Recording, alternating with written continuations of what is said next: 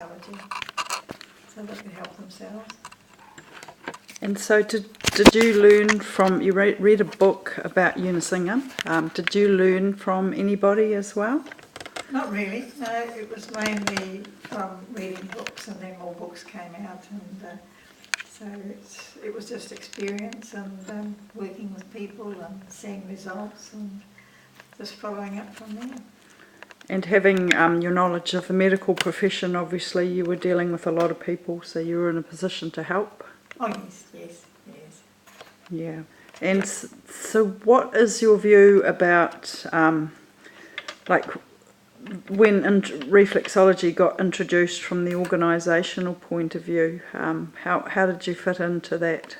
Like, how did you get involved? I was enthusiastic about that because I could see that they were developing the profession of reflexology.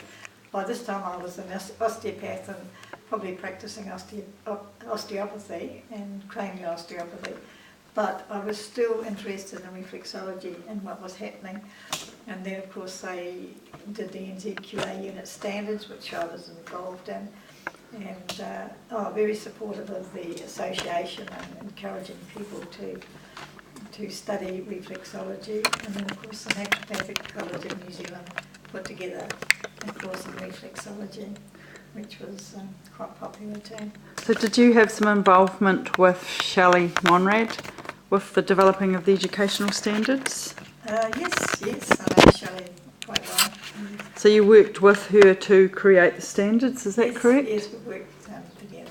Yep, and I understand that there was a bit of they didn't actually go through and get signed off, is that right, by the organisation? No, what happened was, I think it was an NZQA problem. Well, we did all the unit standards for naturopathy, natural therapies, and then suddenly somebody in NZQA decided that natural therapies had to be struck off the NZQA register. And I think that's why, because they pulled all the reflexology standards together. They were there ready to go for NZQA.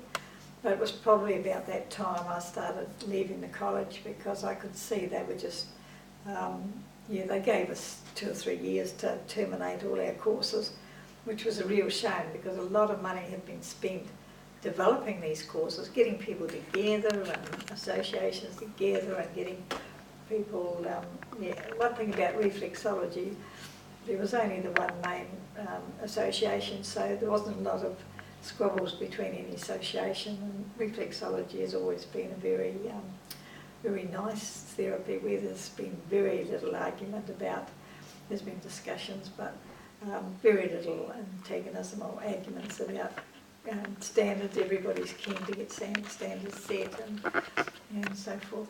So there were 2 organisations in New Zealand, Reflexology New Zealand, and there was a New Zealand Reflexology Incorporated, was it? I'm not sure. So how did you become accepted as a life member? I understand you're a life member of Reflexology New Zealand? I don't know, probably because I was a dinosaur.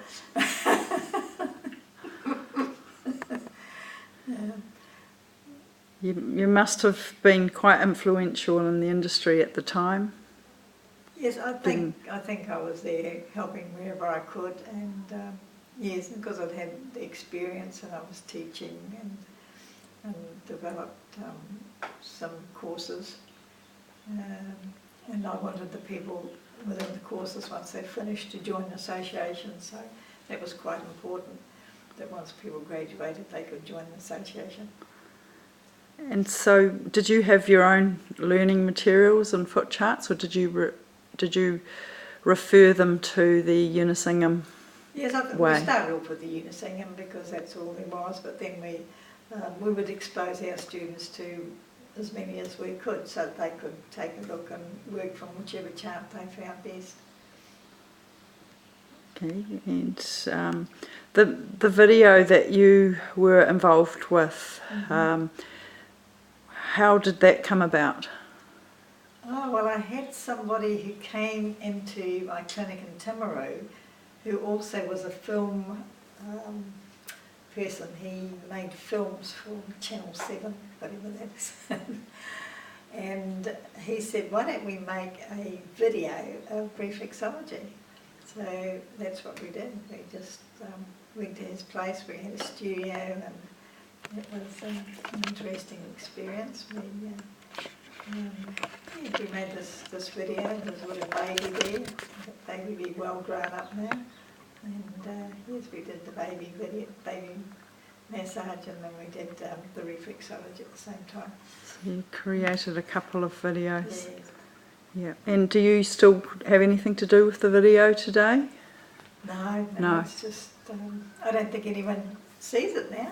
Yeah, it's actually in the archives. That's how I found it, and I've viewed it. They've got it Yes. put onto a reel, but you can only view it in the archives. You can't Oh, actually really? see it any Yes, other I've way. probably got an original somewhere. Yeah. So that was very interesting, because you're one of the few people in New Zealand that have actually created like teaching resources. Yes, well, it was important for us because of our distance students, and if you see something, it's much easier than just working from paper or bookwork, I think. Although the students would come into the college and we would do practical, the video was very helpful for them. So when you got into reflexology, you said that would be back in the 70s, is that correct? Yes, it would be the early 70s, yes. And had you been involved with your naturopathic college before that, or was reflexology first? Reflexology was first. It was a starting point It was for a you. starting point, yes, yeah. And where were you based when you were getting first involved? Oh, I think I was living in Waihi at the time. So were you? I wasn't practising. I had 4 small children. So. And you were living? Are you a New Zealander by birth? I'm a New Zealander. Yes. So just share reading a book about the Unisingum. Where did you get the book from? I'm not sure now. I might have even got it in South Africa, because I was in South Africa. 2 of my children were born over there, and there was a school of homeopathy there that was also involved in other things. So it was either there, or there was a bookshop in Auckland. What was that called? Might have been Scorpio Books, which used to sell alternative books. Yeah, I don't quite know how I came upon the book, but it was really exciting when I did find it. And have you got any other people that you've worked with in the industry that you've found to be very influential and knowledgeable from your experience? Well, yes, there's, what's her name in Palmerston North?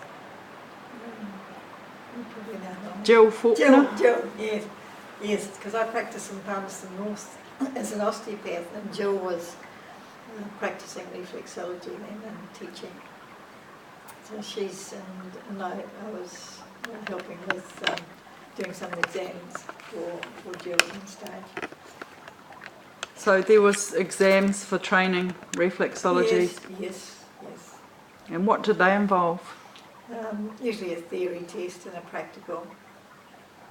And do you think it's changed the way that students are learning these days from your experience? Well, I've been away from the colleges for a while, so I'm not quite sure what they're teaching, how they're teaching now. Yeah. And so what year were you made a life member of Reflexology New Zealand? Oh, I can't remember. It's quite a while ago. It must have been you must have felt quite privileged Oh at that yes, stage. yes. No, it is. It's always a privilege to be a life member of an association. And so have you got anything else to share about reflexology? Any stories I think might be, interesting from when you got into it?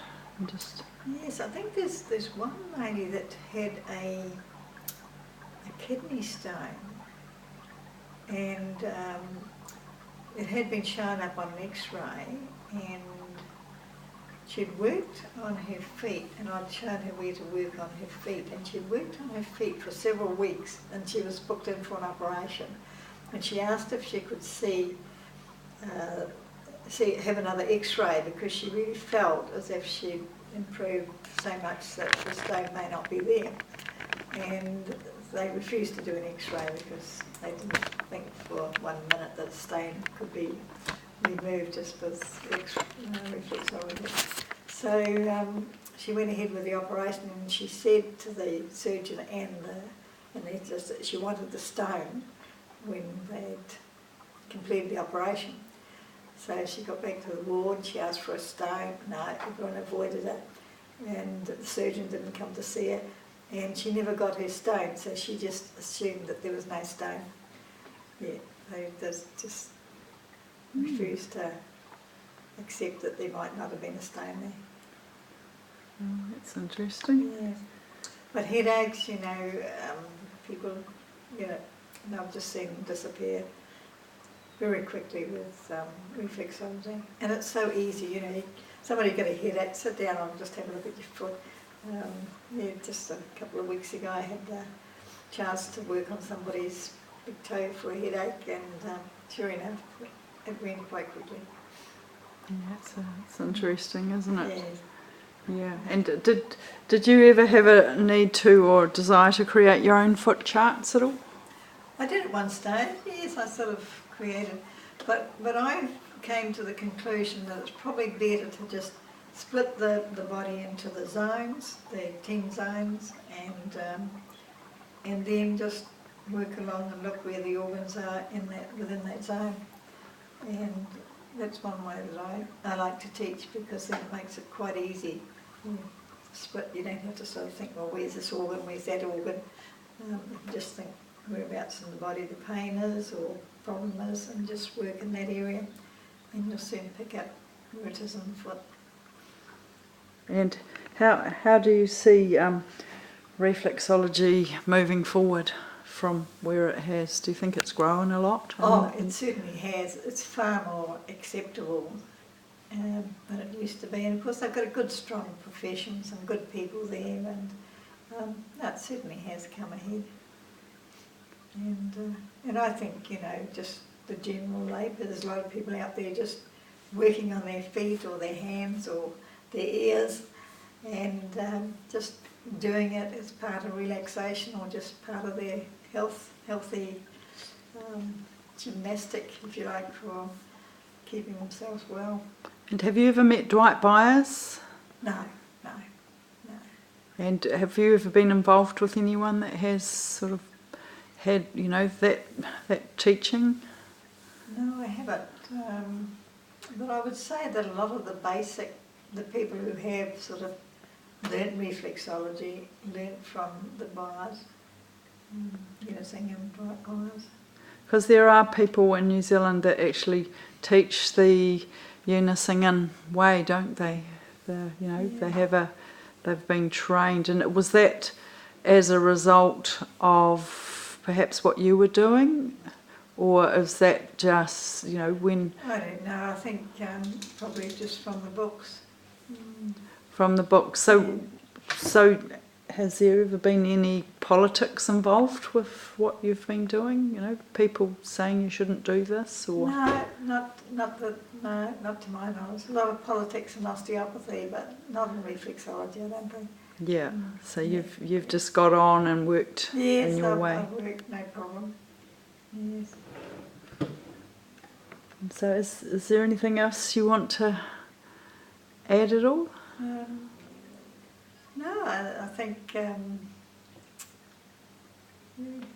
think it's just a wonderful therapy, and everyone should be doing it. And I think as the word spreads and as practitioners introduce it to more people, and as more practitioners graduate from the colleges, it's going to be a great therapy. It's a nice, easy therapy. Nobody has to undress, and it's very effective, very effective. Well, thank you for your time. Okay, thank you. Thank you for coming. Okay.